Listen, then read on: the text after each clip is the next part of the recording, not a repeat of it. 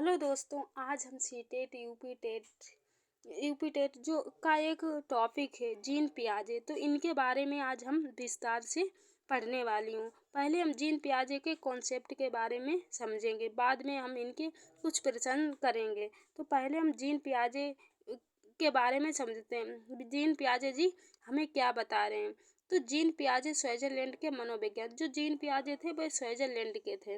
पियाजे का मानना था, पियाजे मानते थे कि जैसे बच्चों में जैविक परिपक्वता आती है वैसे वैसे वह वस्तुओं के बारे में अपने दिमाग में कॉन्सेप्ट बना लेते हैं। जीन पियाजे जी का मानना था कि बच्चे में जैसे जैसे मैच्योरेशन आती है वैसे वैसे वह वस्तुओं के बारे में अपने माइंड में इमेज बना लेते हैं। तो परिपक्वता मैच्योरेशन आनुवांशिक रूप से बायोलॉजिकल चेंज होना मैच्योरेशन कहलाती है।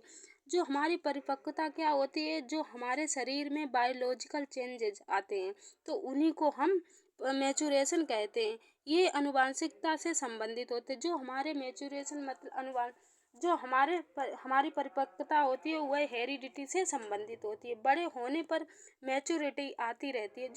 जब हम जैसे जैसे बड़े होते हैं तो हमारे अंदर मैच्योरिटी आती रहती है। पियाजे के अनुसार बच्चे सक्रिय ज्ञान के निर्माता होते हैं। पियाजे का मानना था कि बच्चे सक्रिय ज्ञान के निर्माता होते हैं तथा इन्हें नन्हे वैज्ञानिक हैं। बच्चों को पियाजे जी ने बच्चे को नन्हे वैज्ञानिक भी कहा है, जो संसार के बारे में अपने सिद्धांतों की रचना करते हैं। अपने वातावरण से अंतःक्रिया करके प्रोग्रेस करते हैं। अनुकूलन क्या है देखते हैं। अनुकूलन वातावरण के अनुसार अपने आप को ढालना अनुकूलन कहलाता है।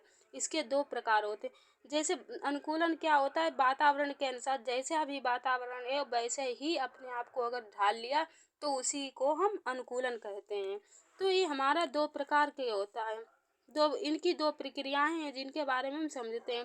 प्रक्रिया नंबर 1, आत्म सत्याकरण। पूर्व ज्ञान को नए ज्ञान के साथ, जो हमारा पूर्व ज्ञान है पहले वाला ज्ञान उसमें नए ज्ञान को जोड़ना आत्म सत्याकरण कहलाता है। समायोजन क्या है, ज्ञान में परिवर्तन करके वातावरण के साथ तालमेल बिठाना समायोजन कहलाता है। जैसे ज्ञान है हमारा पुराना तो उसके साथ नए ज्ञान जो है उसमें तालमेल बैठाना, तो उसी को हम समायोजन कहते हैं। साम्य धारणा या संतुलन, इसके द्वारा बच्चा आत्म सत्याकरण और समायोजन की प्रक्रियाओं के बीच संतुलन कायम करता है। स्कीमा क्या है, स्कीमा सूचनाओं को संगठित और प्रतिपादित करता है। मानव शिशु में स्कीमा प्रतिक्रिया जन्मजात होती है। जो हमारा स्कीमा होता है तो ये जन्मजात प्रक्रिया होती है। संगठन क्या है, पियाजे के सिद्धांत में संज्ञानात्मक प्रणाली के लिए स्कीमाओं को पुनः व्यवस्थित करना, उन्हें स्कीमाओं से जोड़ना संगठक कहा जाता है।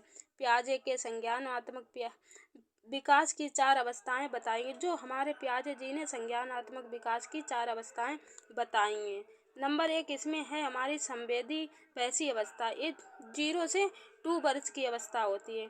इस अवस्था में बच्चा अपने ज्ञानेंद्रियों के माध्यम से सीखता है। जो हमारा 0 से 2 वर्ष का बच्चा होता है ये हर चीज़ को अपने ज्ञानेंद्रियों के द्वारा सीखता है। इसमें वस्तु स्थायित्व का गुण आ जाता है, यानी बच्चा अपने दिमाग में वस्तुओं की छाप बनाना शुरू कर देता है। जो हमारा जन्म से 2 वर्ष का बच्चा होता है ये अपने दिमाग में वस्तुओं के प्रति छाप बना लेता है, जिसमें वह छिपी हुई वस्तुओं को ढूंढ लेता है। दूसरा देखते हैं पूर्व सक्रियात्मक अवस्था। ये 2 से 7 वर्ष की होती है। हमारी पूर्व सक्रियात्मक अवस्था होती है वो 2 से 7 वर्ष की होती है। पियाजे जी ने बताया कि ये क्रिया करने से पहले की अवस्था है। जो हम क्रिया करते हैं तो वह पहले की अवस्था है। इसमें बच्चा सामने आने वाली चीज़ों को देख पाएगा। इसमें बच्चा क्या करता है, उसके सामने जो भी चीज़ आई है उसे देख लेगा और उसे समझ पाएगा, उसे समझ लेगा, लेकिन वह क्रिया नहीं कर पाएगा, लेकिन वह इसके प्रति कोई क्रिया नहीं कर पाता है। तो इसमें अहम केंद्रित होता है बच्चा, इसमें अहम केंद्रित होता है। इसमें देखते हैं ये जब बच्चा ये सोचना शुरू कर देता है कि जो वह कर रहा है, अगर वह सो रहा है तो वह सब ठीक है, इसमें क्या होता है, इसमें बच्चा जो भी काम करता है तो उसे लगता है जो भी हम काम कर रहे हैं वही अच्छा है, उसी को सबको करना चाहिए, तो वह अहम केंद्रित होता है। जो भी काम उसे अच्छा लगता है वो करता है, तो वो करता है, सभी को ये काम अच्छा लगता होगा और ये काम अच्छा है। तो जीववाद इसमें 2 से 7 वर्ष की इसमें जीववाद होता है। तो इसमें क्या होता है, सजीव और निर्जीव में अंतर नहीं कर पाता। इसमें बच्चा क्या है, सजीव और निर्जीव के बीच में अंतर नहीं कर पाता है। उसे लगता है हर चीज़ सजीव है, हर इंसान चीज़ में जान होती है। तो वह सजीव निर्जीव इतना नहीं समझता कौन चीज़ सजीव है और कौन चीज़ निर्जीव है। आप पलटावी का गुण देखते हैं। इस बच्चा वस्तुओं, संख्याओं या समस्या आदि को उलटना पलटना नहीं सीखता। इसमें बच्चा जो है वस्तुओं को समझना, उल्टना पलटना नहीं सीख पाता है। जैसे उसे एक रास्ते पर हम लेके कहीं जा रहे हैं, दोबारा अगर उससे हम बोलें कि उसी रास्ते से वह घर तक वापस आ जाए, तो वह घर तक वापस नहीं आ पाएगा। चला तो जाएगा लेकिन वह घर तक वापस नहीं आ पाएगा। तो उसमें आपलटावी का गुण ही नहीं आता है। वह जा सकता है लेकिन वापस नहीं आ सकता है। मुद्रा, संप्रत्यय, भार, ऊंचाई की योग्यता आदि के कॉन्सेप्ट की कमी इसी अवस्था में होती है। इसमें मुद्रा आदि, ऊंचाई, लंबाई, इसका भी कॉन्सेप्ट की कमी इसी अवस्था में होती है। 2 से 7 वर्ष की अवस्था जो पूर्व सक्रियात्मक अवस्था होती है, इसी में हमारे मुद्रा, संग, प्रत्यय, भार, ऊंचाई की योग्यता आदि के कॉन्सेप्ट की कमी इसी अवस्था में होती है। केंद्रीकरण की ये चीज़ों पर ध्यान देना। जो केंद्रीकरण होता है, बच्चा एक ही चीज़ पे ध्यान देता है। अगर एक चीज़ देख रहा है तो उसी पे अपना पूरा ध्यान केंद्रित कर देगा। संरक्षण, वस्तुओं के साइज में चेंज कर दें तो उसकी क्वालिटी पर कोई प्रभाव नहीं पड़ता है। लेकिन बच्चा इन चीज़ों को नहीं समझता है कि अगर 2 चीज़ों को लिया, अगर 2 गिलास में हमने पानी लिया, एक लंबा और पतला है, एक छोटा और मोटा है, तो बराबर दोनों में अगर पानी रख देते हैं तो बच्चे जो लंबे गिलास में पानी रखा है तो बच्चा लंबे गिलास को पकड़ेगा। उसके अंदर साइज में चेंज कर दें तो वो उसका संरक्षण नहीं कर पाता है कि दोनों चीज़ें बराबर ही हैं। क्रमबद्धता, जब बच्चे वस्तुएं, तत्वों उनके आकार में रखना नहीं सीख पाता है तो क्रम में नहीं रख पाता। इसमें क्या होता है, बच्चे को अगर 2 प्रकार के हमने मतलब 2 या 4 प्रकार की कोई चीज़ें दे दी तो उन्हें बोले कि उन्हें क्रम से रखो, पहले छोटी फिर बड़ी फिर उससे बड़ी, तो बच्चा एक क्रमबद्धता उसके अंदर क्रम वह किसी चीज़ को क्रम में नहीं रख पाता। इसमें पूर्व सक्रियात्मक अवस्था में 2 से 7 वर्ष की अवस्था में तो हम देखते हैं 3 वाला मूर्त सक्रियात्मक अवस्था 7 से 11 वर्ष की होती है। इस अवस्था में बच्चा सामने रखी हुई चीज़ों को देख ही कुछ कर सकता है। जो हमारी मूर्त सक्रियात्मक अवस्था होती है, इसमें बच्चा क्या करता है, उसके सामने अगर कोई चीज़ रखी है तो ही वह उसे कर पाएगा, चिंतन करना शुरू कर देता। अगर उसके सामने कोई चीज़ रखी है तो उस पर चिंतन करना शुरू कर देगा। इस अवस्था में आपलटावी, जीववाद, मुद्रा, भार, संरक्षण, क्रमबद्धता, योग्यता आदि का गुण आ जाता है। इसमें जो हमारी मूर्त सक्रियात्मक अवस्था होती है तो इसमें जो हमारी पूर्व सक्रियात्मक अवस्था में नहीं कर पाता है तो वो हमारी मूर्त सक्रियात्मक अवस्था में बच्चा उसका गुण बच्चा के अंदर आ जाता है। इसमें आगमनात्मक तर्कणा, जैसे उदाहरण से नियम की ओर, पहले अगर बच्चे को उदाहरण समझाए फिर बाद में नियम, तो इसमें बच्चे में मूर्त सक्रियात्मक जो अवस्था होती है 11 से 12 वर्ष की अवस्था, तो इसमें बच्चे में जो पूर्व सक्रियात्मक अवस्था में नहीं कर पाता वो इसमें बच्चे के अंदर वो गुण सारे बच्चे के अंदर इसमें आ जाते हैं। जो औपचारिक सक्रियात्मक अवस्था होती है 11 से 15 वर्ष की, इसे संज्ञान की सर्वोच्च अवस्था है। इसमें बच्चा अमूर्त चिंतन करने लगता है। इसमें मूर्त सक्रियात्मक बच्चा अगर वस्तुएं सामने रखी हैं तभी उनके बारे में चिंतन कर पाएगा। इसमें अगर बच्चे के सामने कोई चीज़ नहीं रखी है तब भी वह अमूर्त चिंतन करने लगता है और अपरिवर्तनशील बताया।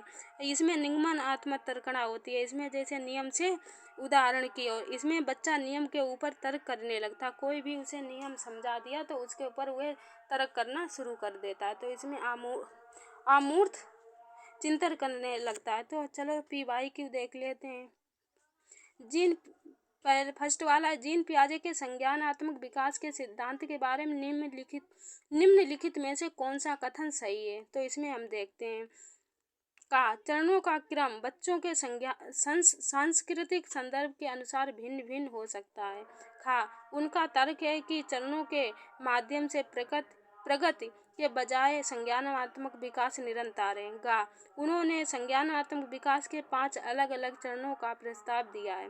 गा चरण अपरिवर्तनीय हैं, जिसका अर्थ है कि कोई भी चरण छोड़ा नहीं जा सकता है। तो इसमें हमारा राइट आंसर रहेगा गा चरण अपरिवर्तनीय, जिसका अर्थ है कि कोई भी चरण छोड़ा नहीं जा सकता है। प्रश्न नंबर 2 देखते हैं हमारा क्या है। प्रश्न नंबर 2 है, निम्नलिखित में से कौन सी मूर्त सक्रियात्मक अवस्था की प्रमुख उपलब्धि नहीं है। तार्किक सिद्धांत की समझ, स्थानिक तर्क से सुधार, तार्किक सोच और वास्तविक और मूर्त स्थिति तक सीमित, अहम केंद्रवाद और केंद्रीकरण। तो इसमें हमारा राइट आंसर रहेगा घा अहम केंद्रीवाद और केंद्रीकरण। प्रश्न नंबर 5 देखते हैं क्या है। 5 साल का लड़का राहुल समझता है कि अगर एक ज्वार लंबा है और पतला है और कुछ छोटा है और चौड़ा है, तो उसमें इसमें से प्रत्येक ज्वार में समान संख्या में टॉफी भरी जा सकती है। पियाजे के अनुसार राहुल ने निम्नलिखित में कौन सा पहलू हासिल किया है। सामाजिकरण की प्रत्यावर्ती की अवधारणा, कल्पना की अवधारणा, घाय संरक्षण की अवधारणा। तो इसमें हमारा राइट आंसर रहेगा घा संरक्षण की अवधारणा। प्रश्न नंबर 4 देखते हैं क्या है। प्रश्न नंबर 4 है, बहुत छोटे बच्चे या किसी वस्तु को देख सकते हैं या अपने हाथों के अनुबंधन में आने पर उसे पकड़ सकते हैं। वे एक ही समय में देखने और पकड़ने का समन्वय नहीं कर सकते। पियाजे के अनुसार उनकी विशेषता किसकी प्रवृत्ति है। अनुकूलन की, आत्म सत्तीकरण की है, संगठन की है, समायोजन की। तो इसमें हमारा राइट आंसर कौन सा है। घा संगठन की, गा वाला। प्रश्न नंबर 5 देखते हैं, पूजा को विभिन्न प्रकार के फूलों का वर्गीकरण करने को कहा गया है। उन्हें केवल एक पैरामीटर के आधार पर वर्गीकरण करती है, तो जो कि रंग है। पूजा ने ऐसा के कारण किया। अहम केंद्रीकरण, केंद्रीकरण, समायोजन, आत्म सत्तीकरण। तो इसमें हमारा राइट आंसर रहेगा खा केंद्रीकरण। देखते हैं प्रश्न नंबर 6 देखते हैं, the language and the child बच्चे की भाषा और विचार नामक पुस्तक किसने लिखी है। का जीन पियाजे ने, खा इंगुम ने, गा हॉल ने, घा वाटसन ने। तो इसमें हमारा राइट आंसर रहेगा का जीन पियाजे ने। प्रश्न नंबर 7 देखते हैं, इस स्तर पर एक बच्चा जो समझता है कि 4 से 5 जोड़ने से 9 बनता है, लेकिन अभी तक 9 में से 4 लेने पर गणना कर संचालन नहीं कर सकता है। पियाजे के अनुसार संज्ञानात्मक विकास की इस अवस्था को अवस्था कहते हैं। पूर्व सक्रियात्मक अवस्था, संवेदी गामक अवस्था या आत्म सत्तीकरण अवस्था या मूर्त सक्रियात्मक अवस्था। तो इसमें हमारा राइट आंसर रहेगा का पूर्व सक्रियात्मक अवस्था। प्रश्न नंबर 8 देखते हैं, एक छोटी बच्ची प्रतिदिन अपनी गुड़िया के कपड़े बदलती है। पियाजे के संज्ञानात्मक विकास के सिद्धांत के अनुसार इसे कहा जाता है। व्यवहारवाद, रचनावाद, मानववाद या जीववाद। तो इसमें हमारा राइट आंसर रहेगा जीववाद, घा। प्रश्न नंबर 9 देखते हैं, पियाजे के अनुसार एक बच्चे को एक नई अवधारणा के साथ प्रस्तुत किया जाता है जो शुरू में उसकी मौजूदा समझ को चुनौती देती है, फिर वे अपने पूर्व चिंतन के तरीके को पूरी तरह से छोड़े बिना स्कीमा को संशोधित करके इस नई अवधारणाओं को सरलता पूर्वक करते हैं। आत्म सत्तीकरण और समायोजन नई अवधारणाओं के बीच संतुलन प्राप्त करने की इस प्रक्रिया को कहा जाता है। समायोजन, आत्म सत्तीकरण या सामायिकीकरण या अवलोकन। तो इसमें सामायिकीकरण या इसमें संगठन करना। तो इसमें हमारा राइट आंसर रहेगा गा। प्रश्न नंबर 10 देखते हैं, ये हमारा लास्ट प्रश्न है। पियाजे के अनुसार विकास की वह कौन सी अवस्था है जिसमें बालक संज्ञानात्मक विकास नाक, कान व आँख के माध्यम से होता है। का देखते हैं, पूर्व संज्ञानात्मक अवस्था, खा मूर्त संक्रियात्मक अवस्था, घा संवेदी प्रेरक अवस्था, घा अमूर्त सक्रियात्मक अवस्था। तो इसमें हमारा राइट आंसर रहेगा संवेदी प्रेरक अवस्था, घा वाला। तो यहाँ पे हमारे सारे प्रश्न समाप्त होते हैं। चलो मिलते हैं नेक्स्ट वीडियो न्यू टॉपिक के साथ।